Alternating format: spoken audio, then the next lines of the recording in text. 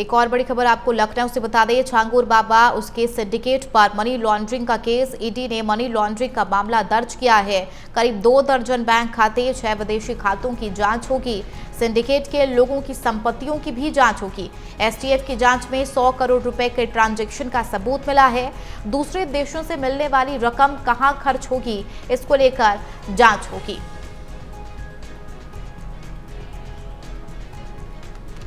तो ये बड़ी खबर आपको बता रहे हैं, दूसरे देशों से मिलने वाली रकम कहां खर्च होगी, इसको लेकर जांच होगी। छांगुर बाबा उसके सिंडिकेट पर मनी लॉन्ड्रिंग का केस। संवाददाता आशीष वर्मा हमारे साथ फोन लाइन पर है। आशीष, छांगुर बाबा और उनके सिंडिकेट पर मनी लॉन्ड्रिंग का केस दर्ज हुआ है। बिल्कुल, इस तरीके से छांगुर बाबा की सबसे पहले गिरफ्तारी हुई है। गिरफ्तारी के बाद अगर देखा जाए तो उनका जो आवास है उस पर बुलडोजर की कार्रवाई हुई है और अब जाकर के ईडी ने केस दर्ज किया है। ईडी मनी लॉन्ड्रिंग के मामले में पूरी छानबीन करेगी। हालांकि जिस तरीके से छांगुर बाबा का एक सिंडिकेट चल रहा था धर्म परिवर्तन के मामले में, जो फंडिंग आती थी वो विदेशों से फंडिंग आती थी, अब उसकी ईडी जांच करेगी।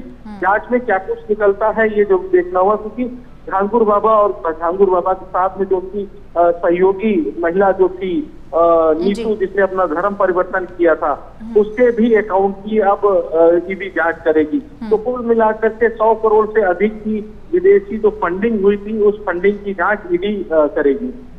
आशीष, फंडिंग की अगर बात की जाए तो कहा जा रहा है कि वो रकम आती थी और उसकी अगर जांच पड़ताल की जा रही है, कहाँ जा रहा है, उसके खर्च कहाँ किए जा रहे हैं, वो पैसे, इसको लेकर जांच होगी। क्या अभी तक इसको लेकर किसी तरीके का खुलासा हुआ है कि जो फंडिंग आती थी क्या वो एक ही जगह से आती थी या फिर अलग अलग जगहों से? देखिए, अगर बात की जाए किस तरीके से छांगुर बाबा या छांगुर बाबा की सहयोगी जिसने धर्म परिवर्तन किया था नीतू, और उसके अगर बैंक अकाउंट की बात की जाए तो उसके जो ट्रांजेक्शन थे उन ट्रांजेक्शनों के आधार पर अगर देखा जाए तो जो बड़ी रकम आती थी वो अलग अलग देशों से आती थी।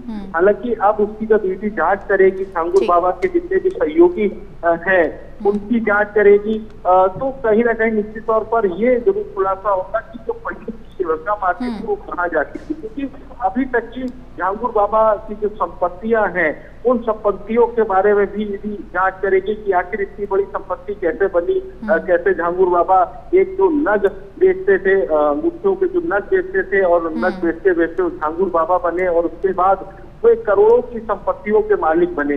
करोड़ों रुपए उसके बैंक अकाउंट में कहाँ से आए, इन सभी पहलुओं पर ईडी जब जांच करेगी तो आगे और भी कई खुलासे होते दिखाई देंगे। ठीक है आशीष, बहुत शुक्रिया इस खबर पर जानकारी साझा करने के लिए। बढ़ेंगे आगे। संभल से बड़ी खबर, जियाउर रहमान बर्क पर 1000 का जुर्माना लगा है। सपा सांसद बर्क के आवास निर्माण का ये पूरा मामला है। दुरुस्त नक्शा दाखिल न करने पर 1000 का जुर्माना। एसपी सांसद ने मकान का नक्शा दाखिल किया था, कमी पाए जाने पर ठीक करने को कहा गया था।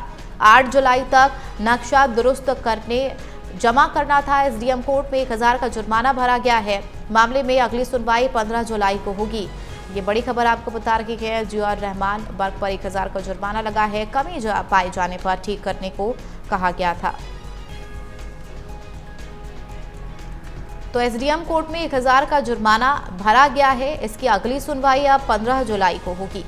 तो ये बड़ी खबर इस वक्त की आपको बता रहे हैं संभल से। जियाउर रहमान बर्क पर 1000 का जुर्माना लगा है और सपा सांसद बर्क के आवास निर्माण का ये पूरा मामला है। दुरुस्त नक्शा दाखिल न करने पर 1000 का जुर्माना लगा है और एसपी सांसद ने मकान का नक्शा दाखिल किया था, कमी पाए जाने पर ठीक करने के लिए कहा गया था। 8 जुलाई तक नक्शा दुरुस्त करके जमा करना था। तो एसडीएम कोर्ट में 1000 का जुर्माना भरा गया है। अब इस पूरे मामले की अगली सुनवाई 15 जुलाई को होगी। तो ये बड़ी खबर, जियाउर रहमान बर्क पर 1000 का जुर्माना लगा है। संवाददाता संतोष हमारे साथ फोन लाइन पर है। संतोष, जियाउर रहमान पर एक बार फिर से जुर्माना लगा है 1000 का। चंदा मैं बता दूं, संभल के जो सपा सांसद जियाउर रहमान बर्क हैं उनके लिए एक बड़ा झटका लगा है। उन पर 1000 रुपए का बगैर नक्शा पास कराए मकान निर्माण मामले में जुर्माना लगा है, क्योंकि उन्होंने बगैर नक्शा जो पास मकान था उसका एक गलत नक्शा जो एसडीएम कोर्ट में उपलब्ध कराया था। इससे नाराज होकर एसडीएम ने उन पर 1000 का जुर्माना लगाया। 24 नवंबर संभल हिंसा के बाद लगातार उनकी मुश्किलें में बढ़ती हुई नजर आ रही हैं। संभल हिंसा के मुख्य में शायद करता माना गया। संभल हिंसा के बाद बगैर नक्शा पास कराए मकान निर्माण में वो फंसे हैं। उसके बाद बिजली चोरी मामले भी उन पर आरोप लगाया गया। तो कहीं ना कहीं संभल के जो सपा सांसद हैं, गलत नक्शा इन्होंने दिया, इनके वकील ने गलत नक्शा कल 8 जुलाई के लिए दिया। उस मामले में एसडीएम कोर्ट ने 1000 का जुर्माना लगाया। इससे पहले जो पिछली तारीख थी उस पर भी इन पर 1000 का जुर्माना लगा था। अब 15 जुलाई को इसकी सुनवाई होगी कि संभल जो दीपा सराय में जो इनका मकान है, दीपा सराय में, वो बगैर नक्शा पास कराकर वो मकान का निर्माण किया गया था।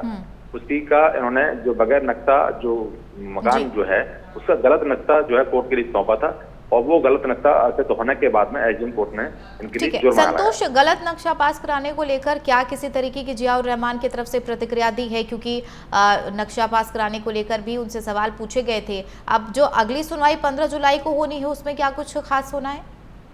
देखिए, सांसद के पिता ममलुकुर वर्क ने खुद एसडीएम से कहा था पिछली तारीख पर, क्योंकि यार गलत नक्शा पास कराकर ये मकान बनाया गया तो उस पर जुर्माना लगाया जाए, जो कार्रवाई बनती है वो कार्रवाई करती जाए, जो उचित बनती है, लेकिन जो है मुनासिब कार्रवाई है। तो उन्होंने भी जो अपनी गलती है उसको मान लिया है, और संभल के जो सपा सांसद है ये कन्फर्म भी हो गया है कि उन्होंने गलती की है। जो आवास जो है बगैर नक्शा पास कराए बनाया है, बिजली चोरी मामले में जुर्माना लगा, तो उनको जो सारी गलती वो स्वीकार करती हैं।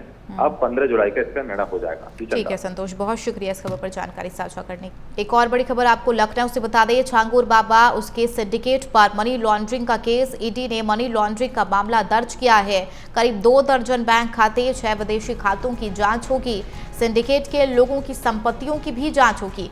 एसटीएफ की जांच में 100 करोड़ रुपए के ट्रांजैक्शन का सबूत मिला है। दूसरे देशों से मिलने वाली रकम कहां खर्च होगी, इसको लेकर जांच होगी।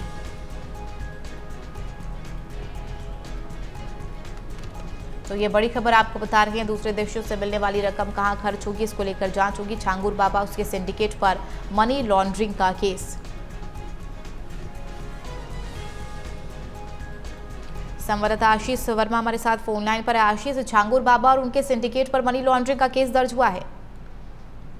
बिल्कुल, इस तरीके से झांगुर बाबा की सबसे पहले गिरफ्तारी हुई है। गिरफ्तारी के बाद अगर देखा जाए तो उनका जो आवास है उस पर बुलडोजर की कार्रवाई हुई है, और अब जाकर के ईडी ने केस दर्ज किया है। ईडी मनी लॉन्ड्रिंग के मामले में पूरी छानबीन करेगी। हालांकि जिस तरीके से झांगुर बाबा का एक सिंडिकेट चल रहा था धर्म परिवर्तन के मामले में, जो फंडिंग आती थी वो विदेशों से फंडिंग आती थी, अब उसकी ईडी जांच करेगी। जांच में क्या कुछ निकलता है ये जो देखना हुआ, क्योंकि झांगुर बाबा और झांगुर बाबा के साथ में जो उनकी सहयोगी महिला जो थी नीतू, जिसने अपना धर्म परिवर्तन किया था, उसके भी अकाउंट की अब ईडी जांच करेगी। तो कुल मिलाकर के 100 करोड़ से अधिक की विदेशी जो फंडिंग हुई थी उस फंडिंग की जांच ईडी करेगी। आशीष, फंडिंग की अगर बात की जाए तो कहा जा रहा है कि वो रकम आती थी और उसकी अगर जांच पड़ताल की जा रही है, कहाँ जा रहा है, उसके खर्च कहाँ किए जा रहे हैं, वो पैसे इसको लेकर जांच होगी। क्या अभी तक इसको लेकर किसी तरीके का खुलासा हुआ है कि जो फंडिंग आती थी क्या वो एक ही जगह से आती थी या फिर अलग अलग जगहों से? देखिए, अगर बात की जाए किस तरीके से झांगुर बाबा या झांगुर बाबा की सहयोगी जिसने धर्म परिवर्तन किया था नीतू, और उसके अगर बैंक अकाउंट की बात की जाए तो उसके जो ट्रांजेक्शन थे उन ट्रांजेक्शनों के आधार पर अगर देखा जाए तो जो बड़ी रकम आती थी वो अलग अलग देशों से आती थी। हालांकि अब उसकी जब ईडी जांच करेगी, झांगुर बाबा के जितने भी सहयोगी हैं उनकी जांच करेगी, तो कहीं ना कहीं निश्चित तौर पर ये जरूर खुलासा होगा कि जो फंडिंग रकम आती थी वो कहाँ जाती थी, क्योंकि अभी तक की झांगुर बाबा की जो संपत्तियां हैं उन संपत्तियों के बारे में भी यदि जांच करेगी कि आखिर इतनी बड़ी संपत्ति कैसे बनी, कैसे झांगुर बाबा एक जो नग बेचते थे, अंगूठियों के जो नग बेचते थे और नग बेचते बेचते झांगुर बाबा बने, और उसके बाद वो करोड़ों की संपत्तियों के मालिक बने। करोड़ों रुपए उसके बैंक अकाउंट में कहाँ से आए, इन सभी पहलुओं पर ईडी जब जांच करेगी तो आगे और भी कई खुलासे होते दिखाई देंगे। ठीक है आशीष, बहुत शुक्रिया इस खबर पर जानकारी साझा करने के लिए।